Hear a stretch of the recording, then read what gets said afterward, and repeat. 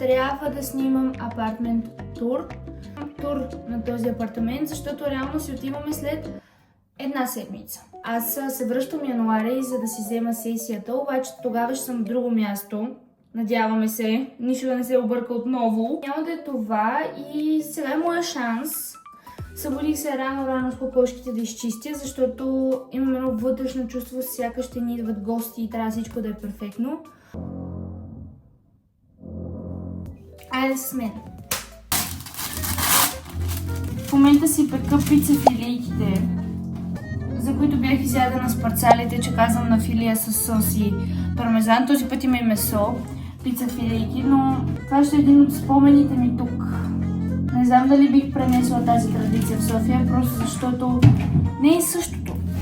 Няма и тази малка смотана печка, няма нещата, които има тук.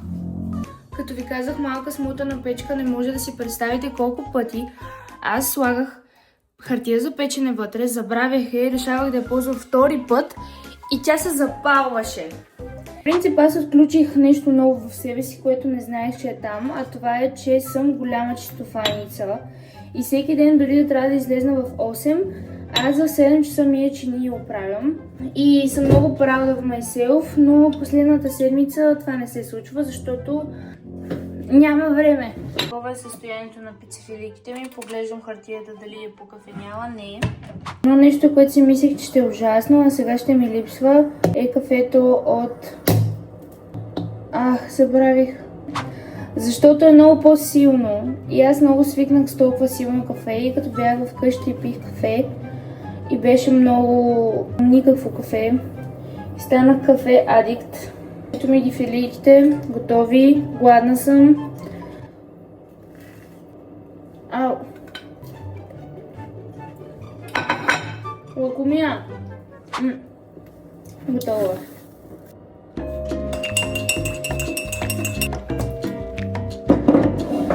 Бях буквално погинала от глад, защото както се оплаках, всъщност не съм се оплаквала никъде в социални мрежи. Оплаках се, разбира се, че се оплаках. Когато бях в София и си направих изследвания и желязото ми беше много ниско. И в момента пия желязо и сутрин и вечер. Трябва да го изпиеш на гладно и 2 часа след като го пиеш не трябва да ядеш. И това е ад за мен, защото хората, които са от онези, които припадат да закусват сутрин, разбират болката ми. В тези моменти, ако не е друго, поне чистя. Как ще ми липсва да нямам маса и да трябва да си седна на дивана, да си гледам Netflix и да нямам маса, на която да си вземам закуската. How cute is that?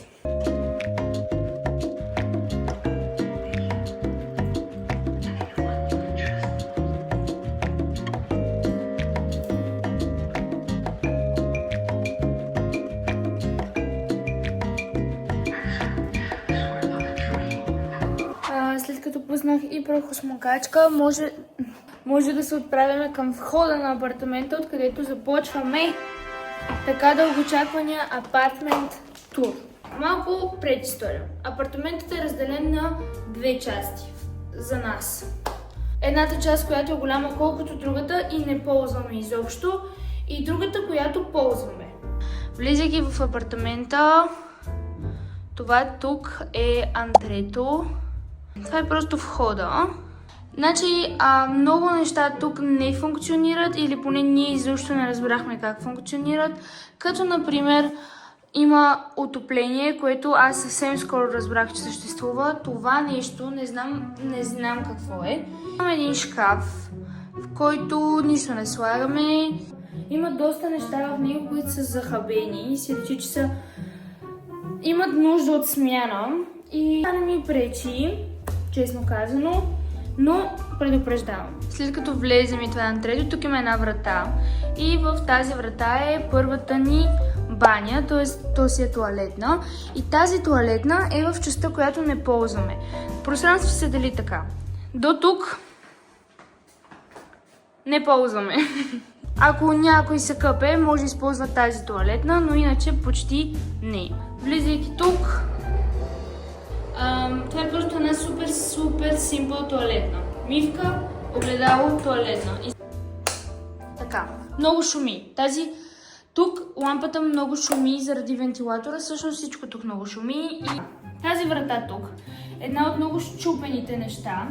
И трябва някой да я оправи, обаче аз се опитах много пъти. Долу има един улей, в който трябва да влезе, но аз не мога да го направя, затова просто стои така. Влизайки тук, имаме една супер използваема стая, която може да използвате буквално за всичко. Да седнете, да си оставите куфара. Всъщност реално се използва за нещо и това е единственото огледало в цял ръст, което имаме в целия апартамент. Ето тук е стаята на моята съквартирантка. Пространството не е мое, затова няма да отварям. Пък и тя едва ли ще ми отговори дали може или не може, защото в момента прави изпит. Тук е и основната баня, в която се къпем и си е близо и до нейната, и до моята стая. Често, когато съм си в стаята, искам да отида до тоалетна, примерно през нощта, търча с 200 до тая тоалетна, заради ето това тъмно пространство, което какво е вечер. Той има 300 лампи, тази там трябва да светна. Якото е, че реално от тука мога да светна и тука, мога да светна и там. И това е удобно. Тука пак мога да светна тук, който е топ. Нашия хладилник има храна, което е добре. Тук ни стоят сладките неща и сладките напитки. Покривам го така, защото да не ме дразни. Кухнята е много рандъм. Първо заради тази врата, която е абсолютно абсурдно да се отваря навътре, защото блокира цялата кухня. Нашата много скромна кухня, която аз заобичах за тези месеци, защото прекарах половината си време тук в миене на чинии. Имаме си гледка към хола, което всъщност отново е много крипи, защото представете как си седите на дивана. Седите си на дивана и тук. Чилвате си, единственото, което може да мислите, ще ми се покаже ли някой зад мивката. Или поне аз съм така. Аз реално не съм добре. Взел си всичко, което ти трябва и си го сложил. Такова е положението. Имаме си микроволнова, имаме си и печка. Нашата пералня. Тук се крият всякакви препарати, там всякакви пликчета. И тук е мивката, котлон, любимото джезве. Тук като мия чиниите по 600 000 часа на ден се сушат. Имаме сосове, има още 2 в хладилника. Преживяваме на сосове. Тостер, кафе, точилка. Никога не съм я ползвала, разбира се. Захар. Какво ви показвам, зелено не знаете какво е това. Добре, както идем. Реално, докато ми е чиния е приятно, че има тази дупка, докато съм там не е. Сега да си поговорим за ето.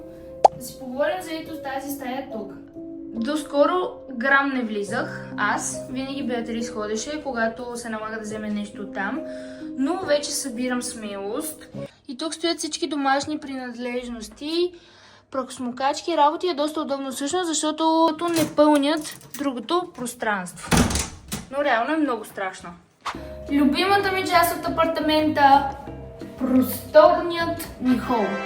И не го казвам само защото в кадъра се вижда простора, който просто няма къде друго да отида, освен ако не го вкарам в страшната мини стая. Означава, че като пера трябва да отида там да го взема, което не е добра идея. Много е готин, много е просторен, огромен е. Чухте ли това?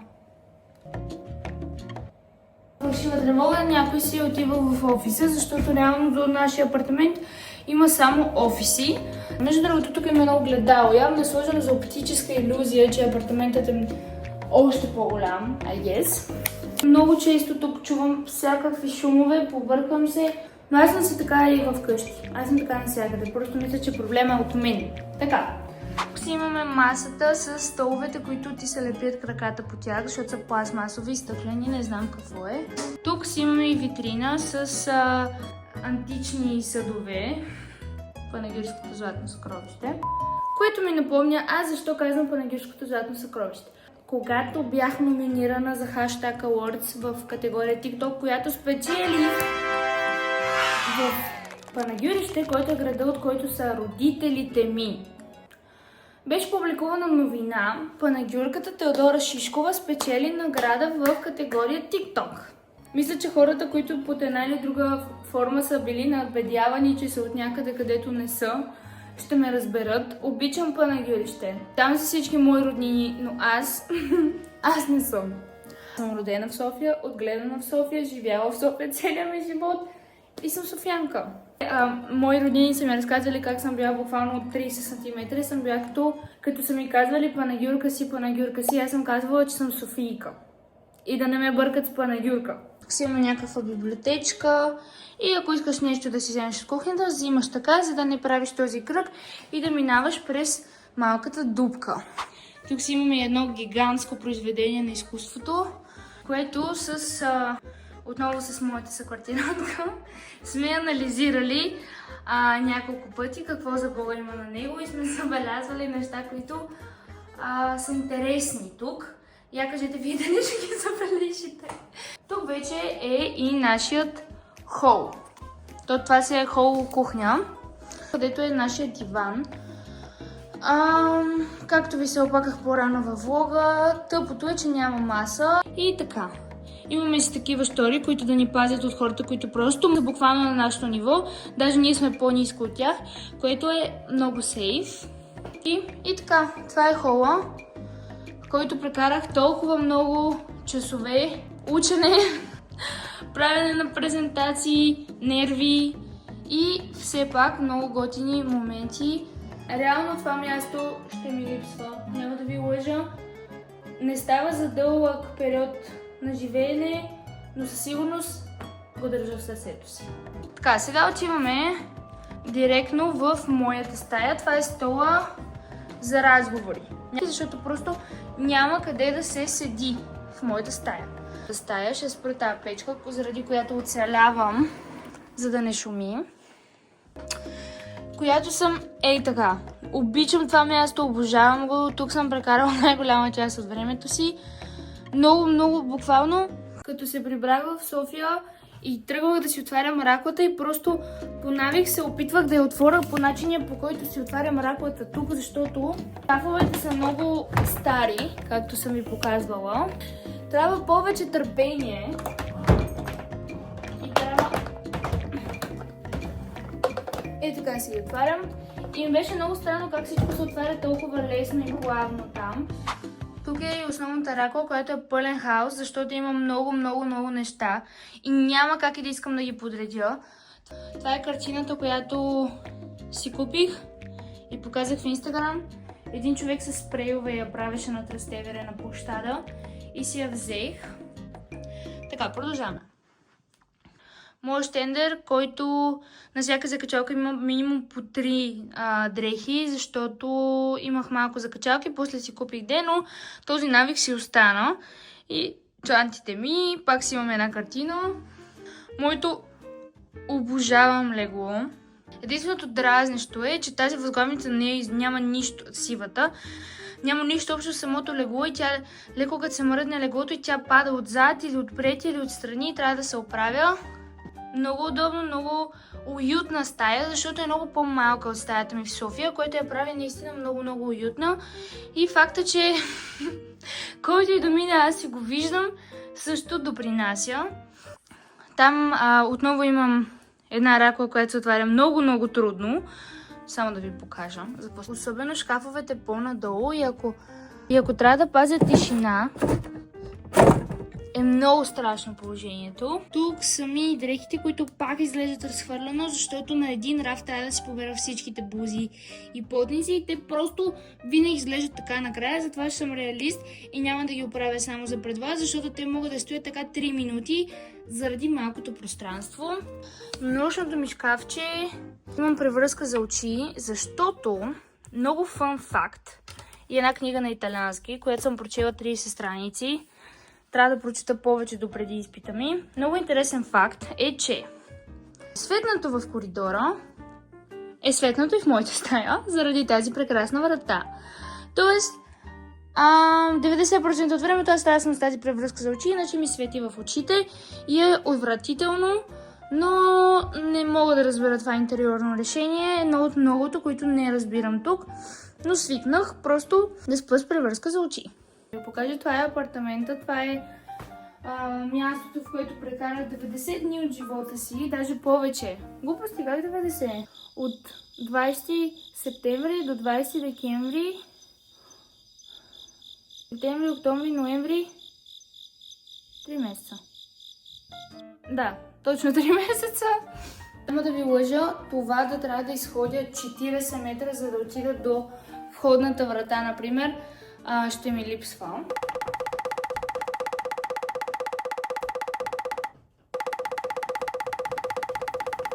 Моят апартмент тур завършва тук, в София, защото реших, че ще го миксирам с влог, който съвсем скоро ще пусна, но останаха общо 1 час, който е прекалено много, затова просто реших да ги разделя. Влогът ще е много интересен, поне случиха се 100 000 неща в него. Ако искате, се абонирайте тук. Страшно много го оценявам. Много се кефя, като някой се абонира за канала ми тук. Чувствам се буквално все едно сме приятели. Ако искате, може да ме последвате и в Instagram. Ако искате, може да ме последвате и в TikTok. Може да правите каквото поискате. Съм благодарна да ми кажете какво мислите и до нови срещи.